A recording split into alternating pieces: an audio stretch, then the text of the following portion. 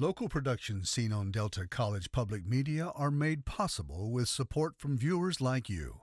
Thank you.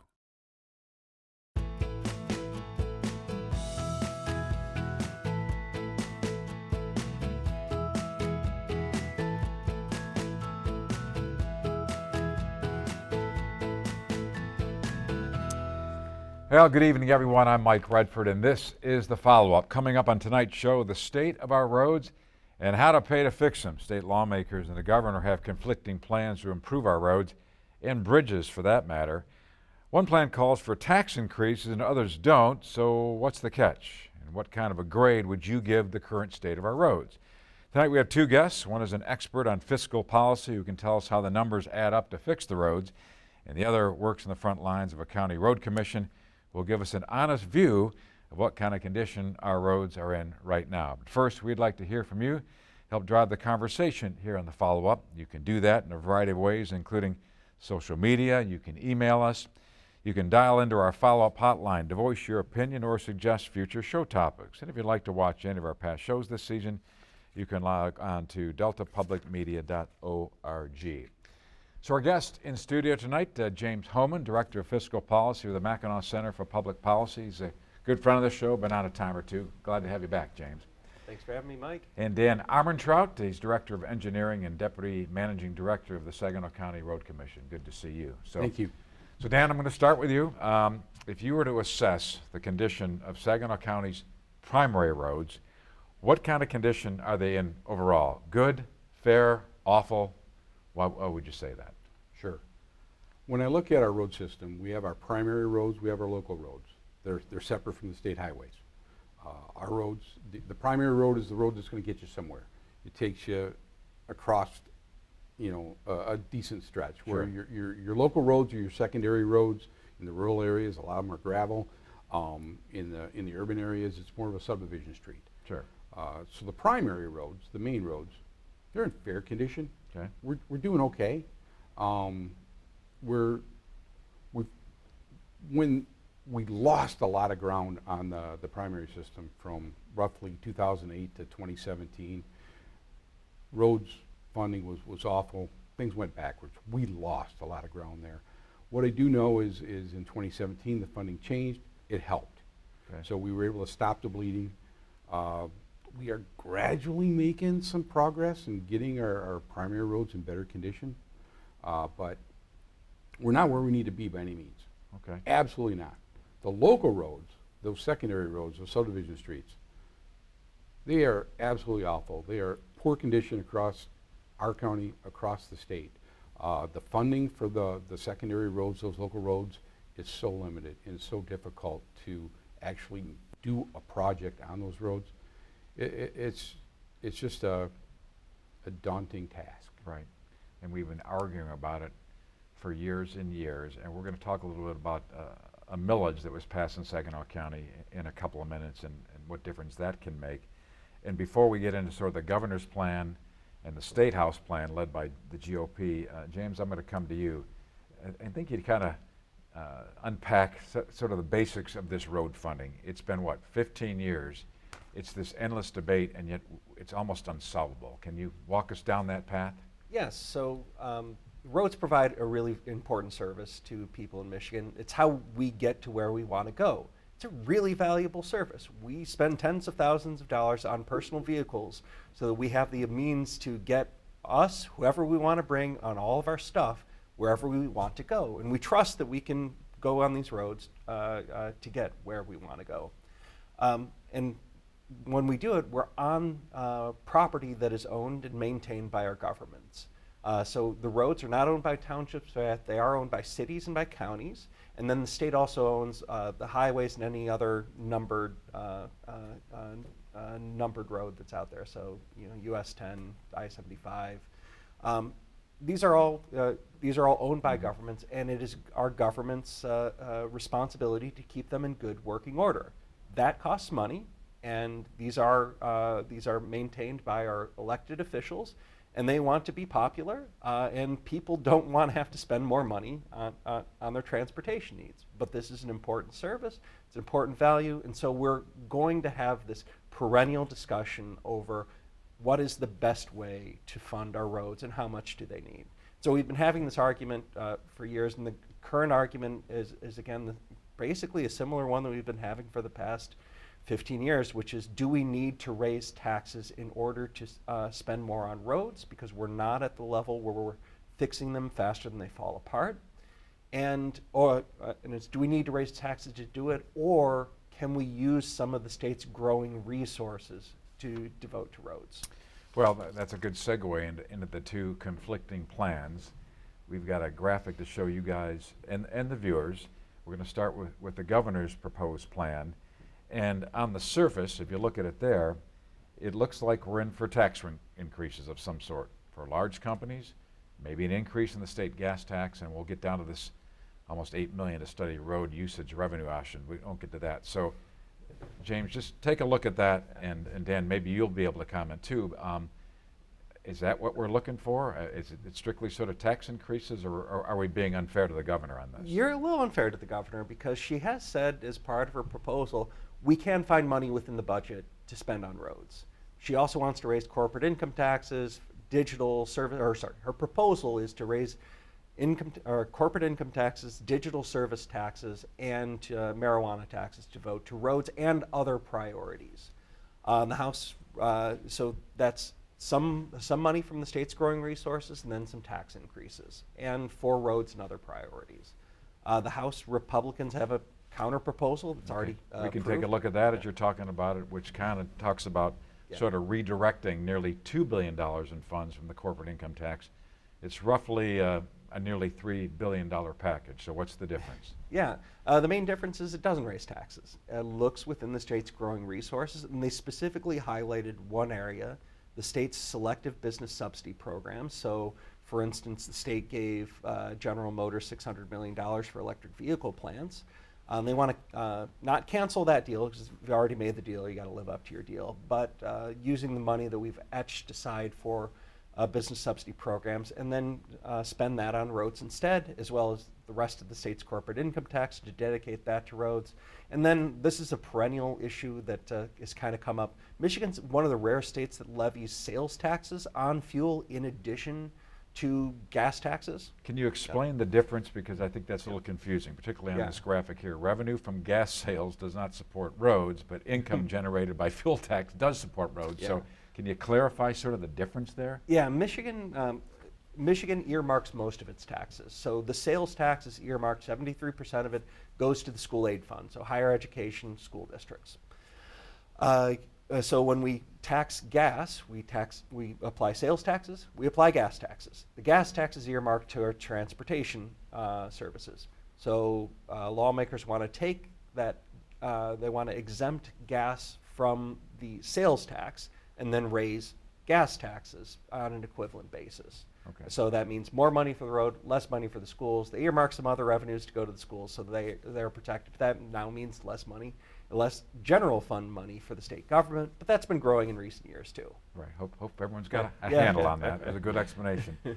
Dan, we'll come back to you a little bit. Speaking of sort of tax increases and millages to pay for roads, last August, voters in Saginaw County passed a road funding millage that will generate more than, I think, $12 billion this year in road repairs. It's a 6-year sort of millage plan overall, right? Yes. How do you assess that? Is it a game changer to improve the roads in Saginaw County in the next 5-6 years? Is it a drop in the bucket? How is that money going to be used? In some communities, it'll make a big difference. In some communities, it'll make less. What it comes down to is every dollar raised in your township gets spent on roads in your township, on the roads that your township says this is our priority. Any dollar raised in the city of Saginaw will be spent on roads in the city of Saginaw, on the roads that their city council says this is our priority. So the idea there with that millage is the dollars that are raised in your community are spent in your community. Mm-hmm. So a community that has been spending money on roads over the years already, and their road conditions are in pretty good shape, they're probably going to see a lot, better opportunities to get those dollars to maybe those subdivision streets that had been missed, where those townships that had not spent dollars on roads over the years they're going to need to focus on their major the feeder streets going into these subdivisions, those secondary roads that aren't primary within those townships. And that's, I mean, it makes sense of why you want to fix those primary roads, because that's how people get where they're going. Except everyone lives on one of those secondary roads too. That last mile is tough. You know, it's only the people who are living there or are visiting are going there, with some exception of some of those farm roads. Sure. And in the secondary roads, the funding is so difficult. With the primary roads, they are eligible to get federal dollars. They are eligible for our MTF dollars, our Act 51 MTF That's dollars. Michigan Transportation Fund. That's the gas tax, vehicle registration taxes, income taxes, everything we spend on the roads through state taxes. The MTF dollars, we can do a mile of primary road and not need to come up with match. Right. We do, however, typically, you know, you're going to use those to match your federal dollars. For the local road system, for those secondary streets, the rule is, the matching rule is that you have to get 50% from another source. And so to do those secondary roads, to take those gas tax dollars that we get from the state, you still have to match them 50% from another source. And so what is that other source? It might be a business. It might be, you know, the township's general fund. It might be a special assessment.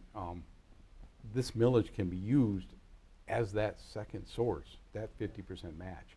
And so with that helps in those townships. They don't have to take money out of their general fund to do road projects. Sure. Yeah, and this is one of the weird things about public policies. You have these townships who levy road millages. Some of them do, I mean, not, but that money is going to the county road commissions because the township doesn't own any of the roads themselves. They have to give that to another government, but they do this because their residents are fed up with their roads being bad. So my question to you, and just clarification for the viewers out there, now that the county, Saginaw County, has passed this 6-year millage, 5-year millage. Yes. Are you watching what's happening at the state level with these conflicting packages? Are you holding your breath on that, or does that not? Oh, we're not holding our breath. Okay, yeah, but we're watching. We're watching. So what effect would that have on you? I mean, what would you like to see, I guess? You know, structurally, when the dollars come in, the legislators, they're going to argue and they're going to figure out how they're going to pay for it. Mm-hmm. But I think from a structural standpoint, I think both sides, the governor, the Republicans, both agree that we need to focus these dollars not so much on the highways, but on those county roads, those local roads.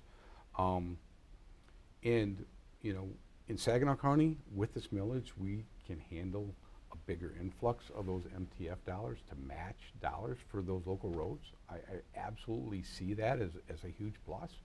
Some other counties, if they don't have that ability to match additional funds coming in on those local roads, you know, if you've got a township that can't come up with 50 grand to spend on roads, and you tell them, well, you give me 50 and we got 50 and we can do a $100,000 project. Well, if you say, oh, now we got 400,000 and they still only have 50, well, and you need a 50-50 match, you're still only going to do a $100,000 project. Right.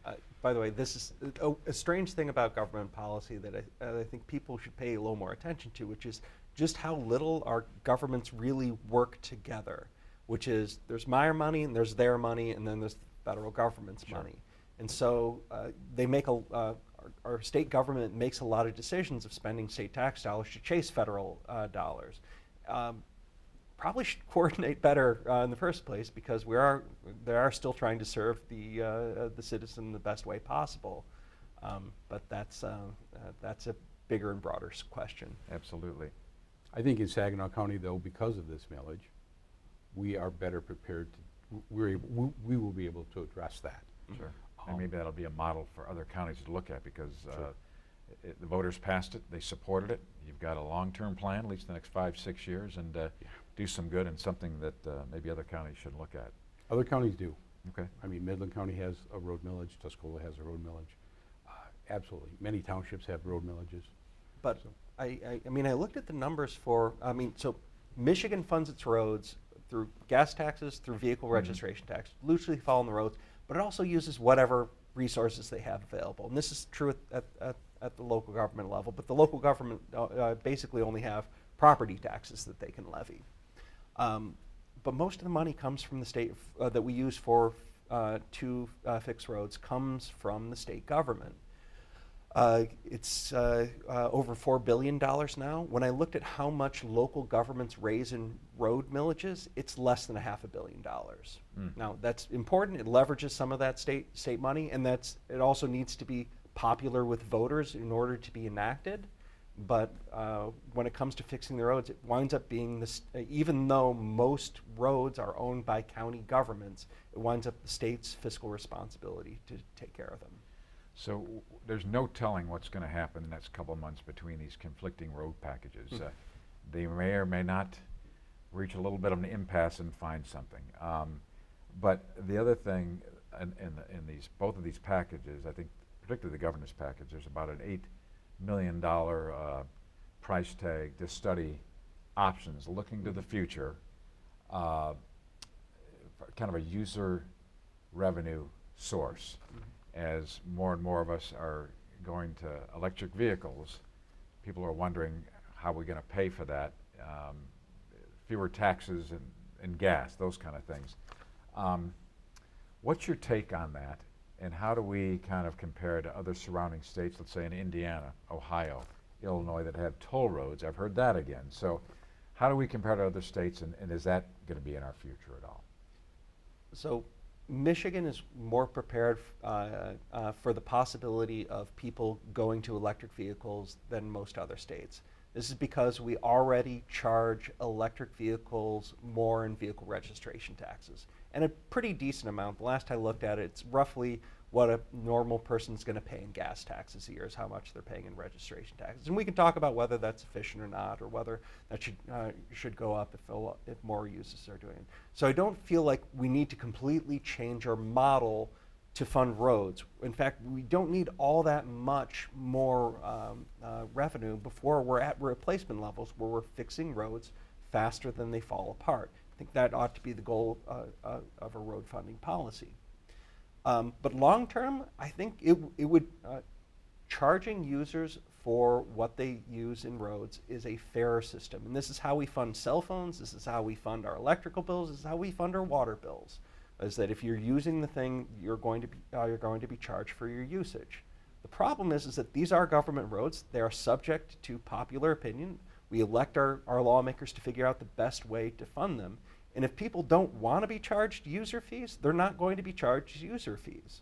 And I think there are some major concerns that people have. For one, they don't want to be socked with just an extra bill, which is they don't want to pay gas taxes and registration taxes and income taxes and then have toll roads on top of that. Mm-hmm. And then I also think that a lot of these proposals are beyond just toll roads. They're going to charge people based on their mileage. And if you're doing that, it means you're keeping track of how much mileage our people are using.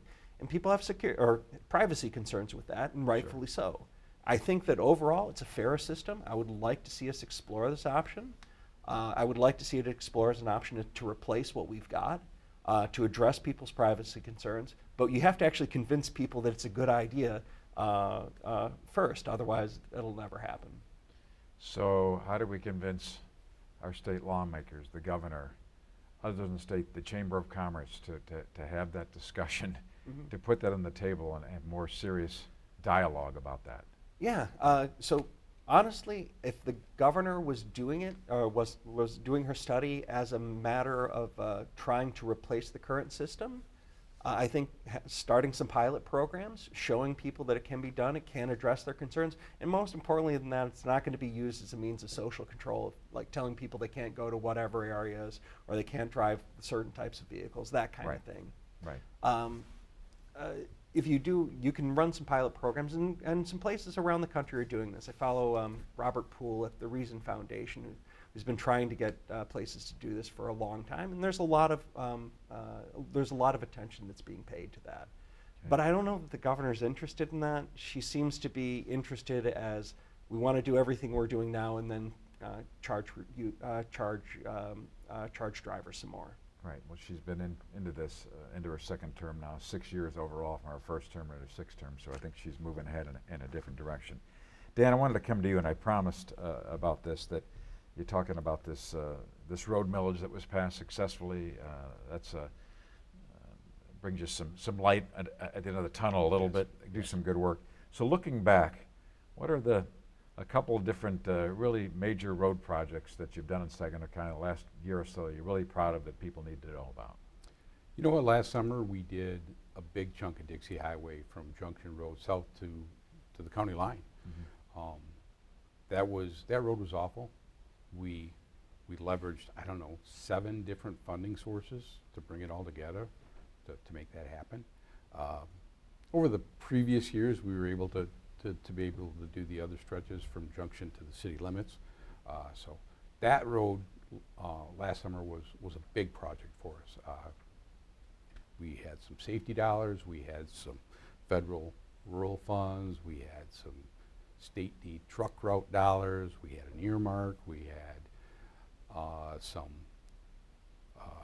scrap tire rubber grant for a portion of it. A little bit of everything. A little bit of everything. The By the township DDA. Yeah. Can I digress on the rubber thing a little bit? It used to be we had these massive piles of used tires that were just sitting around. We couldn't figure out what to do with them, and some people figured out how to make them into roads or to road building materials. And now we have the scrap tires are less of a problem. So right. Good job, road builders, for helping us solve that problem. Okay. Yeah, in the quality of that asphalt, it has a longer life. You know, there's different types of asphalt. Yeah. If you have a truck route, you need a hard, stiff asphalt, so it doesn't rut, but those will crack. Mm-hmm.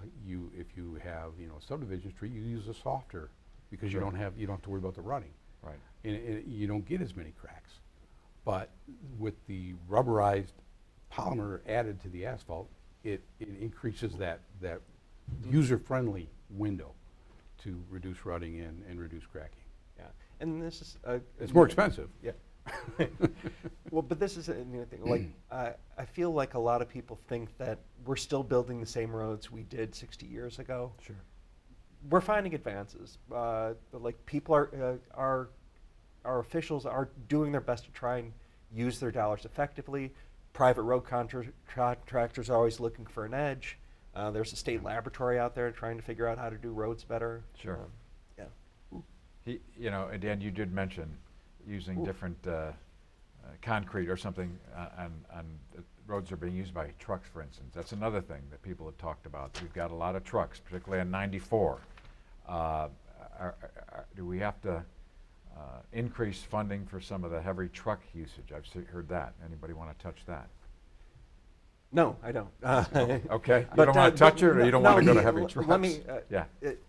So there's a constant political demand to try and find someone else to pay for it, and truck drivers tend to be on the focus of this. But we do charge truck drivers a lot more. We have complicated interstate mechanisms to try and make sure that they're paying their fair share.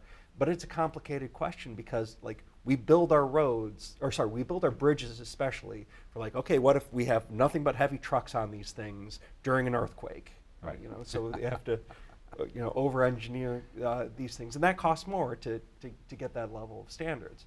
And so it becomes a complicated question. Right. When I talk with some engineers about it, their overall thing is like, no one's paying for their fair share because we're not fixing roads faster than they fall apart. Sure. But in relative shares, there's small trucks, medium trucks, and heavy trucks, and they Right. think that the small ones are overpaying relative, the larger ones might be underpaying. But I don't know. It's a complicated question. Right. And the truck drivers aren't the bad guys here. They're an important part of our economy. And moving supplies, where would we be without the truckers? So they kind of get a bad rap there. Right, Dan, I want to talk about looking ahead. What are some things Sure. looking ahead of your vehicle in terms of some major road projects that you're looking forward to? A major project that we have coming this coming year is a piece of Tibbetawasi Road from M47 to the west to Curve Road. There's a stretch in there that we're going to resurface. We're going to add a roundabout at the intersection of River and Tibbetawasi as part of that. Actually, can I dig in on that? Because I'm kind of curious about this. Sure. We're doing a lot more roundabouts in the state Yes. of Michigan. I've seen in a lot of places like this is far superior than what we had before. Why are we driving? Why are we doing so much more of them? Like from People are becoming more comfortable with them. Yeah. I mean, they're not some crazy new thing that people are afraid of. They're used to them. They certainly are. They're more efficient from a congestion standpoint. The crashes that happen are low speed when they do. They're fender benders as opposed to a traffic signal where you get that high speed T-bone, sure. and it's tragic. So from a use standpoint, from a long-term perspective, traffic signals are expensive to operate over time and years. They have too many pieces and parts. Where a roundabout, that's just a circle with a road. It's from a maintenance standpoint, they're a whole lot more cost effective in the long run. There's a couple I'll tell you about I love. The ones on 46 and 75, love that one, over in Buena Vista. Another one they put on Dixie, Curtis Road. That used to be a stop sign, if you know what I'm talking about. Yes. Sort of Birch Run, Frankenmuth Last area. summer. That's a beautiful thing. So that's a good question. You can help me do the show, James. So we got a short amount of time, about a minute here. James, I'm going to let you have the last word. You look at these two road funding plans, the governor, the state house. Governor Whitmer's kind of in her 6th year, sort of, between the first term and the second year. Are we going to get anything done meaningful, or are we going to be talking about this for another 15 to 20 years? I don't know, but there's two conflicting proposals. We saw from this recent paid sick leave and minimum wage debate, our lawmakers from different sides can come together to compromise in a way that no side really likes, but recognize that it's progress. Right. So I wouldn't say it's impossible. Right. And again, I think what we're talking about is, or what the goal should be, is to get the roads to the point where we're fixing them fast and they fall apart. Right. And that probably doesn't require billions in extra, and I think they can figure it out if there's a will to do it. And hopefully more of that money will flow to Saginaw County, and it's in good hands when you get that money. We're going to get some better roads, right, Dan? We're excited. All right, good. Dan Armentrout with the Saginaw County Road Commission, James Hohman with the Mackinac Center for Public Policy. Great conversation. Probably do it again in a year or two, so thanks for joining us. Much appreciated. And that's our show for tonight, but be sure to join us again next Tuesday night for the follow-up right here. Has President Trump's crackdown on immigration slowed the flow of fentanyl into our country? And how are we doing overall locally in the fight against drug abuse and drug addiction? That's next week right here on the follow-up. In the meantime, hit me on social media or dial into our follow-up hotline. We'd love to hear from you. Thanks for joining us tonight. We'll see you next week.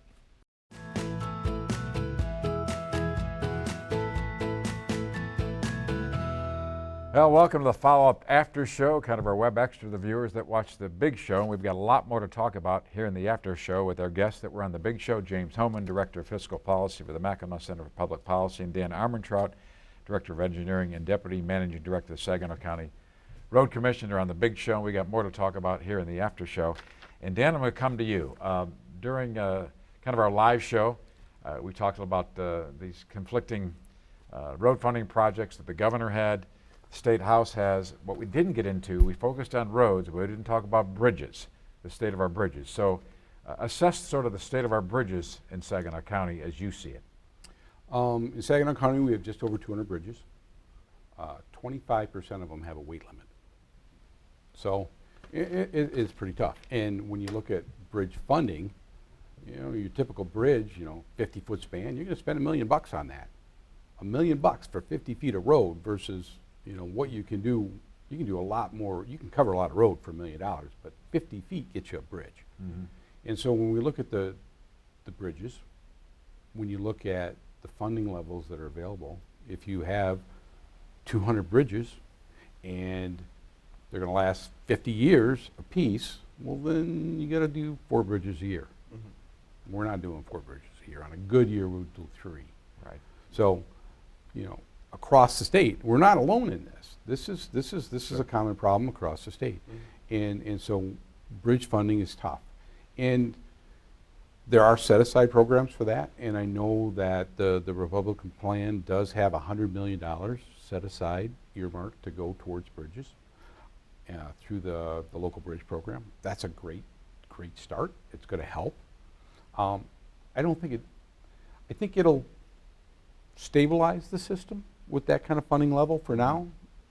I don't think it gets us to a point where we stop losing ground, but it's a step in the right direction.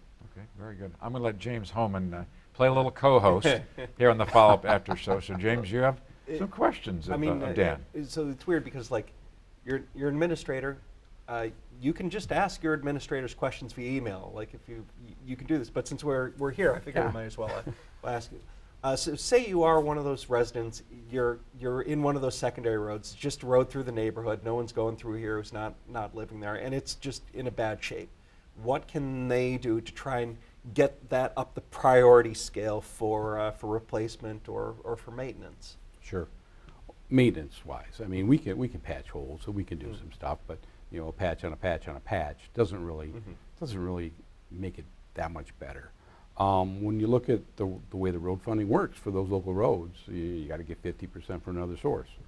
Obviously, we have our millage, but in many of those communities, this millage isn't going to really get to those subdivisions over the next 6 years. But what we do know is we need to find those dollars. And one thing that a lot of these townships do, and we work with these townships, and it's a good program, they do special assessments. Those residents stand up and say, I'm willing to pay, you know, $500 a year for the next 10 years to fix my road. And it's never popular. But that kind of goes back to the point that we made earlier. It's like you can get a little bit of money, you can free up some state money, some extra state money for this one, to fix this problem. But the County Road Commission, like, you're always doing triage. You're always going to the best opportunities. And if you're in a neighborhood with a road that's not doing so great, there's a bunch of other people in the same situation. So You're not the only one. Yeah. You are not the only one. Your subdivision is not the worst subdivision in the county. Yeah. It's probably, it could be, it might be, but Right. you know, realistically. So can you get your neighbors and lobby your local township? Go to one of their meetings? Do you need to go to the road commission, the county board to lobby for local projects? You can do that, but when we look at our local road system, we ask our townships to pick those priorities. We have those dollars, whether it's our millage dollars or our state dollars that we use to match with. We set those dollars. We say, township, these are the dollars that you have to work with for local roads in your township. You can kick in general fund dollars. There's other funding available that you can find. That's great. Right. But we want you to pick those priorities. We want you to select what your priorities are and spend those dollars. You know, So- local government. So So what you're saying is townships, even though they don't know the roads, talk to your township well, officials. yes too. and no. Yes and no. I mean, I don't want to hang them out to dry, because realistically, our townships work very well with us, and we work with them, and we need to partner with them. But yeah, you know, to some extent, they set those priorities for us, and we want them to set that priority. Don't you? Do you want somebody, you know, at Saginaw County, you know, making those priorities for your township, or do you want your township officials setting those priorities? Your elected officials, right there, that you know. I mean, I do think that it seems reasonable to ask the counties that own the roads, keep stock of them, and try and understand a fair way of dealing with the problems of replacing them, which I assume you do, but getting opinions and insights from the township officials seems like an important and valid thing as well. Right. It's essential. Yeah. Right. It is absolutely essential. We need those local officials to guide those decisions. And it's tough for them. It's tough for them. Right. But, you know, having this millage, having dollars set aside, they have dollars that they can dedicate towards projects, and they can select those priorities. Well, you've been at this a long time. You hear a lot from your friends and neighbors, I'm sure, about the roads. And if you want to reach Dan, reach him through the Saginaw County Road Commission. You want to reach James Hohman, Mackinac.org. I know you're working on a lot of stuff beyond roads with fiscal policy, so you got a lot more stuff on the web, so go there as well. Thank you, gentlemen. Appreciate it. Thank you. Thanks for having on the big show and the after show. And thank you, our viewers, for joining us on the after show. Thanks for watching. If you enjoyed this video, please like, share, and subscribe. And make sure to click that bell icon to stay notified when we upload new content. Videos like this are only possible because of viewers like you. To help support this channel, click on the link in the description below. We'll see you next time.